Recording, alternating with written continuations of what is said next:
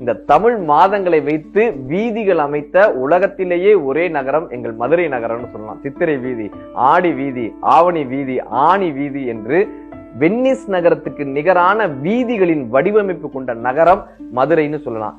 அதே போல தமிழர்கள் எத்தனை தொன்மையானவர்களோ அவர்களுடைய திருவிழாக்களும் அத்தனை தொன்மையானது என்று காட்டும் வகையில் கிட்டத்தட்ட 1500 வருடங்களுக்கு மேலாக மதுரை மீனாட்சி அம்மனினுடைய திருக்கல்யாண வைபவம் நடந்து வருகிறது என்பதும், அழகர் ஆற்றில் இறங்கக்கூடிய வைபவம் நடந்து வருகிறது என்பதும் மிக பாரம்பரியமான தமிழர்களினுடைய தொன்மையான விஷயம்.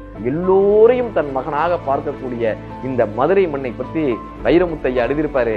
பாண்டியர் குதிரை குளம்படியும், தூள் பறக்கும் இளைஞர் சிலம்படியும், அதி தோண்டிய புலவர் சொல்லடியும், இளம் தோகை மாதர்தம் மெல்லடியும், மயங்கி ஒளிக்கும் மாமதுரை, வாழையிலே மல்லிகை பூமதுரை, மண்ணை திருட வந்தவரை, செம்பொன்னை திருட வந்தவரை, ஊர் பொசுக்கி போக வந்தவரை, தாயாய் மாற்றும் தூய் மதுரை, அவர்தம் சேயாய் வணங்கும் தாய் மதுரை, நீண்டு கிடக்கும் வீதிகளும், வான் நிமிர்ந்து முட்டும் கோபுரமும், ஆண்ட பரம்பரை சின்னமும், தமிழ் அழுந்த பதிந்த சுவடுகளும், காண கிடைக்கும் தென்மதுரை, இது தமிழின் தொன்மையால் தொன்மதுரைன்னு வைரமுத்தையா எழுதியிருப்பார்.